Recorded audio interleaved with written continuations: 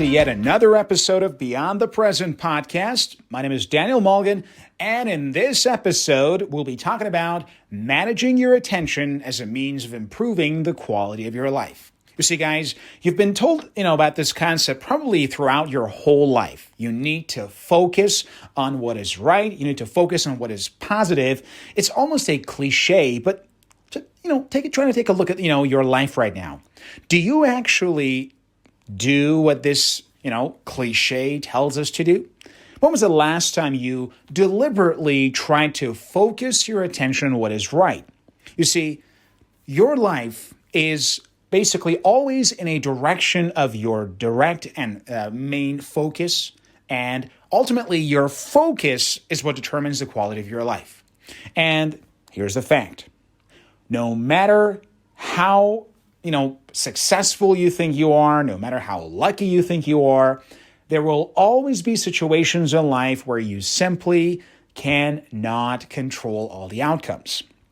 That means no matter how greatly you do your job, not every single person will appreciate, let's say, your job. No matter how hard you work on something, nothing is ever going to go out perfectly. This means that there will always be things in your life, in your relationship, in your business, in any area of your life that are simply not going to go perfectly.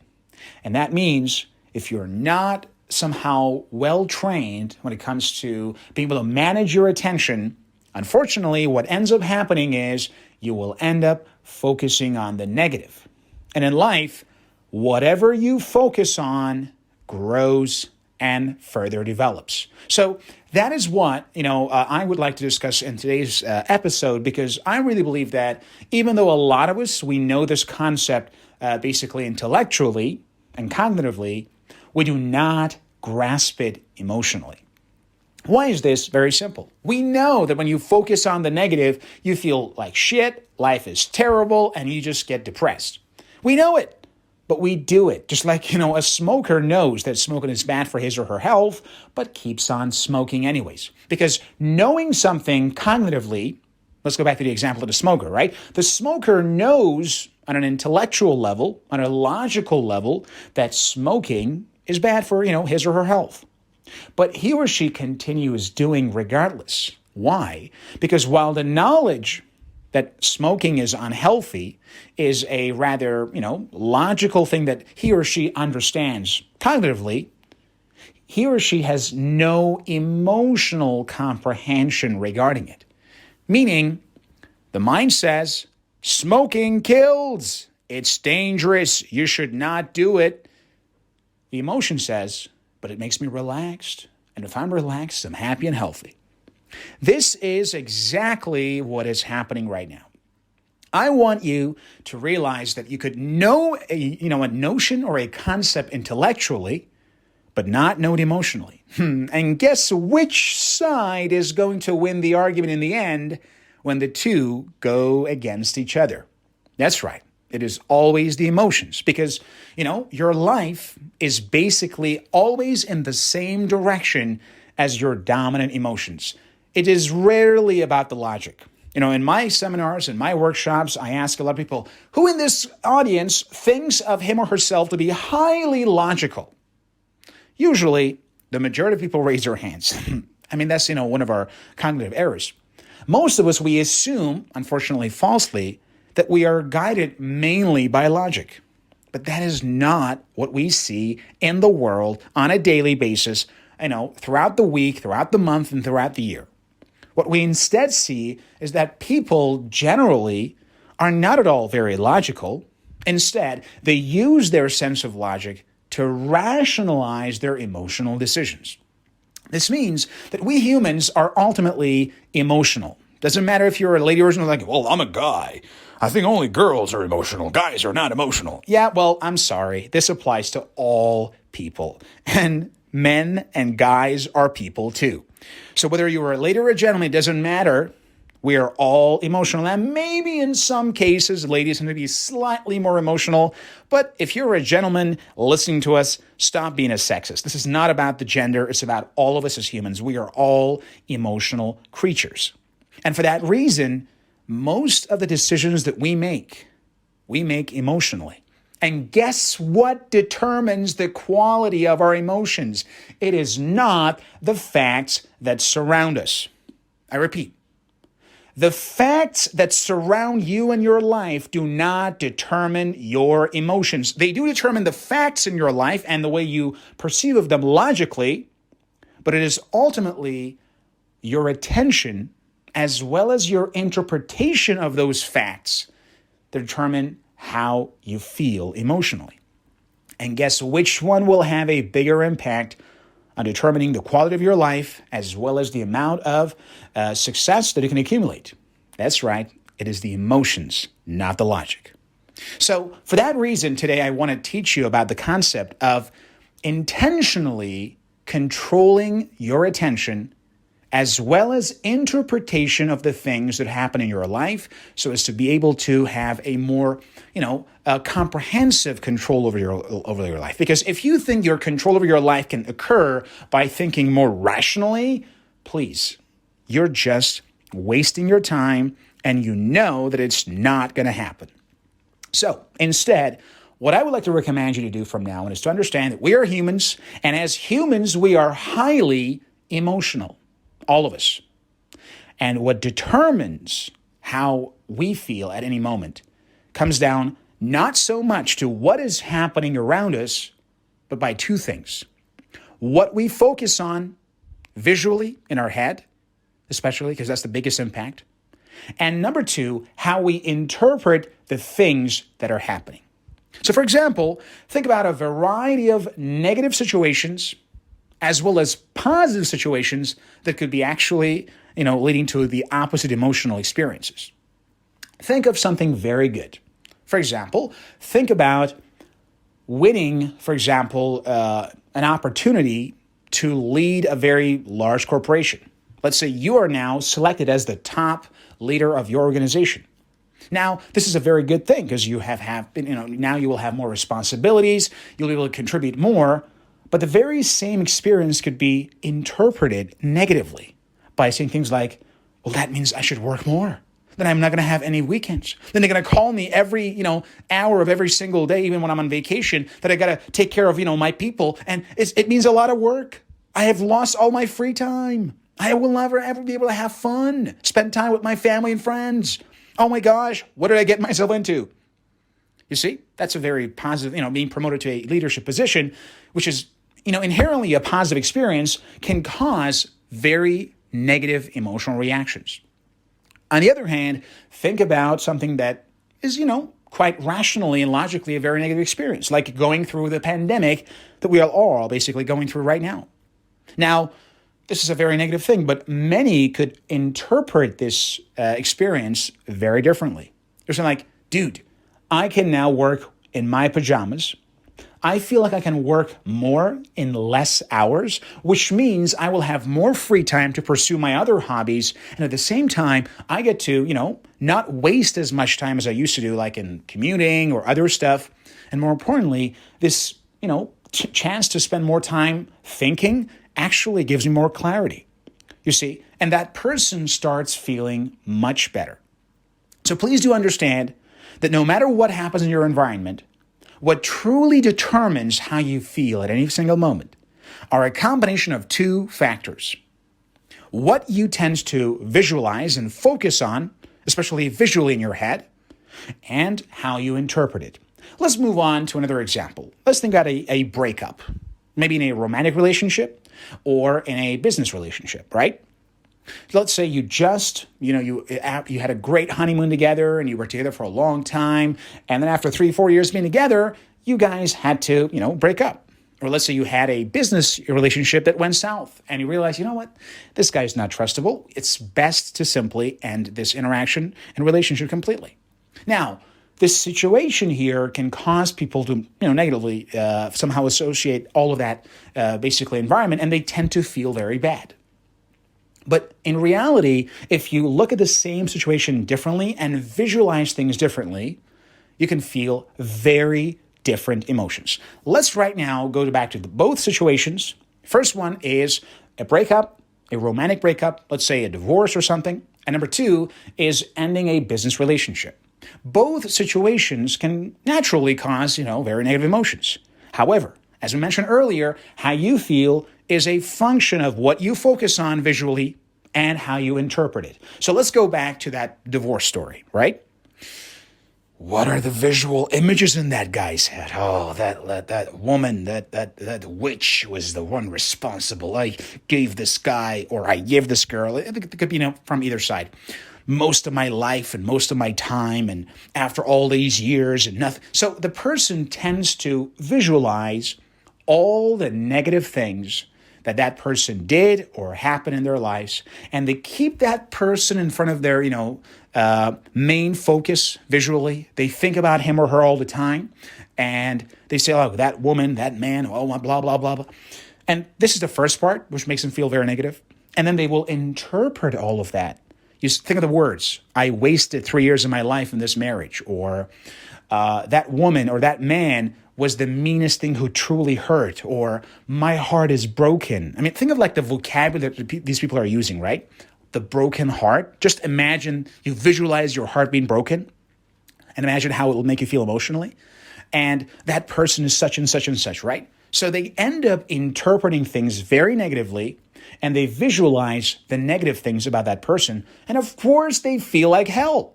And they'll be depressed for 1 year, and after that, maybe they get tired of all of that work on getting depressed, and they, get back to normal life. Now, imagine the same person, the same lady or gentleman who made the decision to get a divorce or break up with a relationship, right? So the person says, very different, interpretation of the same situation.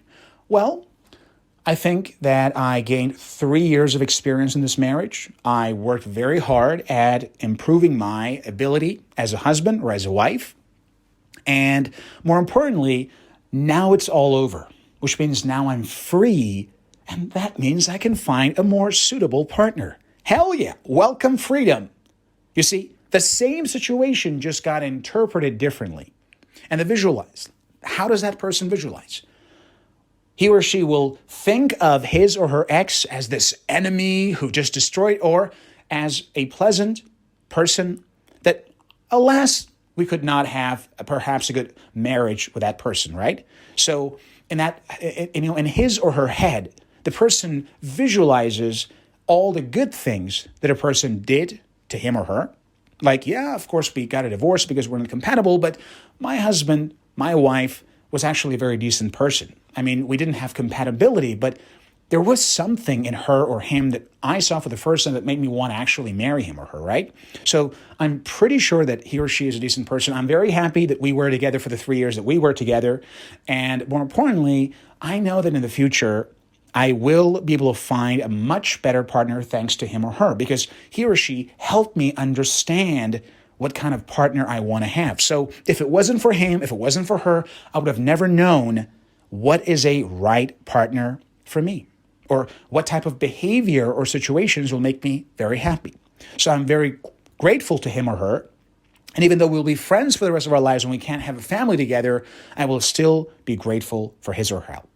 Now, just imagine the anger and pain in the second guy's. This guy cannot feel any negative emotions. He's happy. He's normal. And guess what? He's back in the dating market days after the breakup. Unlike the other guy who will be depressed and probably drinking heavily and doing marijuana, all that stuff for years until getting back to normal, because you're keeping all that negative energy inside, man. Second case. Think of another case. I don't know. We just ended, perhaps we had a business venture and the guy, unfortunately, was not trustable. The guy stole our money and we went to the court. We couldn't get our money back. And now we have lost a couple $100,000 and no profitability, and the company is going down. We lost a business venture.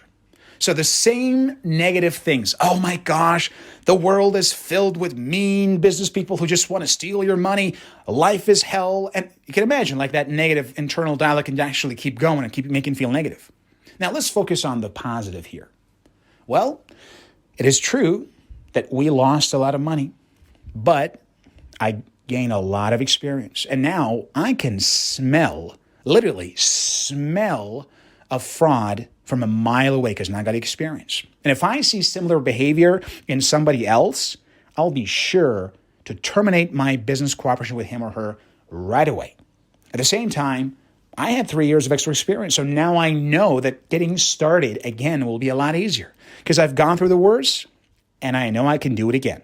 Visualize. How does that person change the internal focus on the progress that he or she has made in terms of getting the experience that he or she had? And more importantly, by trying to say like, yeah, well, I guess I learned a lot from the situation. Sometimes you win, sometimes you learn. And in this case, I didn't win much, if at all, but I learned a lot. You see, the way you interpret things and the way you visualize things ultimately plays the biggest role in how you feel, regardless of what is happening in the environment. And that is exactly why today I'm encouraging you to actually train your mind for these two things. You see, it doesn't matter how things are going well in your life right now. I can assure you, as sure as the universe made green little apples, there are going to be some aspects of your life that are not good. And this ultimately is going to be your focus in life if you allow yourself to think on the negative. You will ignore all the good things and you focus and obsess about those negative things. The opposite is also true.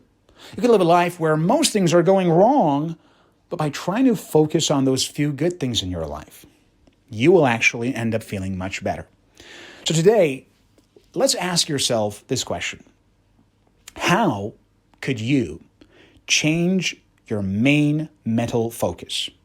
How could you focus on more positive, productive, educational things in your life? How could you look at your life and say, you know what? I really did my best. I haven't gotten these results. What are great about these results that I have so far?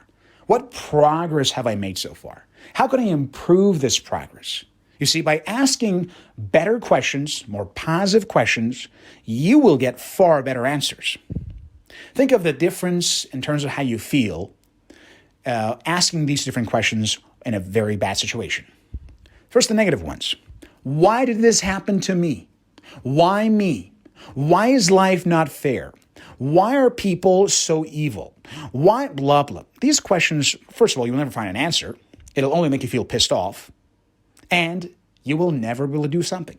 Now, think of changing these questions as a means of improving your overall quality of life. Things like, what did I learn from this situation? How can I do it better next time?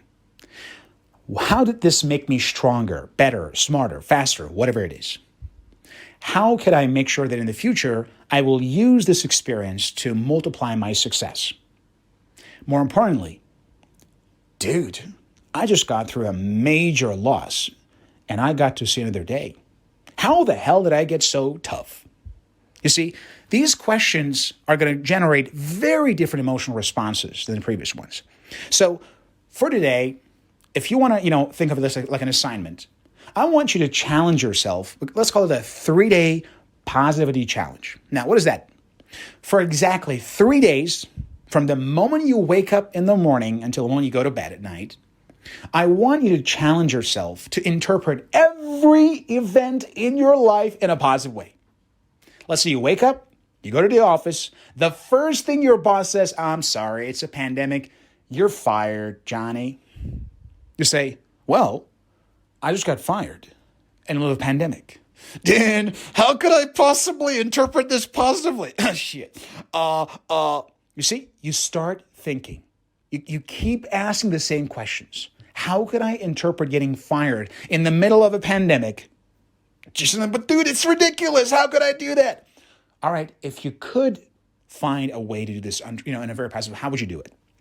And you say, well, at least I do not have to tolerate my boss because I didn't really like him. Honestly, I didn't like my boss, so now I don't get to see his, friggin' face ever again.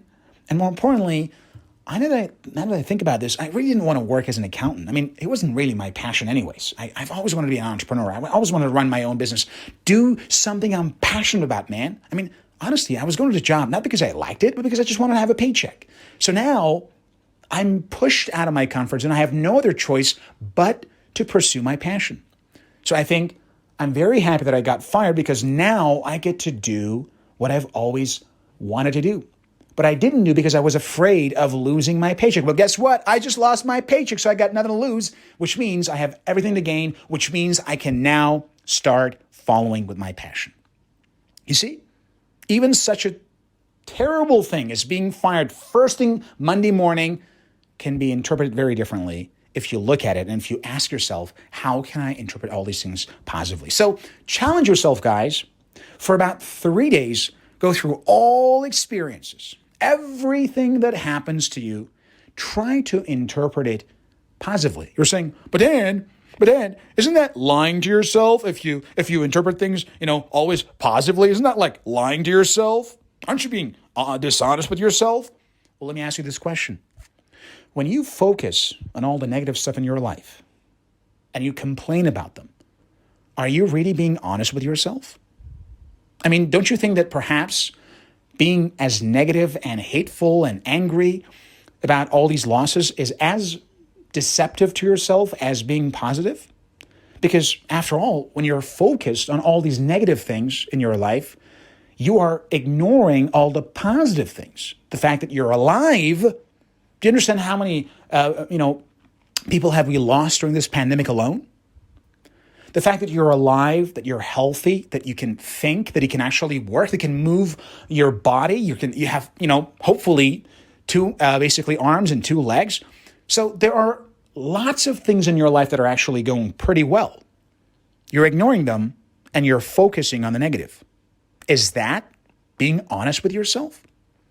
Believe it or not, being negative and focusing on the negative is as self-deceptive, if not more, than being positive, with one major difference. Even if you think that interpreting things is necessarily a form of self-deception, please do know that there is nothing more self-deceptive than being negative and ignoring all the good things in your life right now. So if you want to err, please err on the side of happiness, positivity, and productivity, and not depression and negativity. And trust me, if you really want to, push yourself, if you really try your best, you will be able to always interpret things in a positive way. So from today, whatever happened, dude, I just got cold again. I'm not sure if it's cold or corona. Dude, I just lost a couple of clients in one day. I got to pay my rent. I got no money. It doesn't matter. Just find a way. Say, if I could interpret the situation in a positive way, how would I do it? And trust me, if you keep repeating this, eventually this becomes a way of habit. And that is going to determine the way you feel on a regular basis. Do you know some people who are generally positive and productive when everybody else gives up? Can you guess why these people keep pushing and remain motivated when everybody else falls down and gives up? Well, you just found the answer. It is the way they interpret the things around them that ultimately makes them somehow immune to all the negativity, loss, and failure in their environment. And today, I want to encourage you to take the leap of faith and challenge yourself for 3 days to interpret everything in a positive way. Trust me, you will not regret it. After 3 days, you will immediately recognize how much the quality of your life has actually improved. So from today, let's try to, make a 3-day challenge. I'm not asking for more, just 3 days, just to see for yourself. And if you realize you don't like it, just go back to the old way you used to think. But just for 3 days, challenge yourself to interpret every single thing that happens to you in a positive way. And I really mean everything. All right, guys, that's all the time we have for. This was Beyond the Present podcast, and my name is Daniel Mulligan. Have a good one.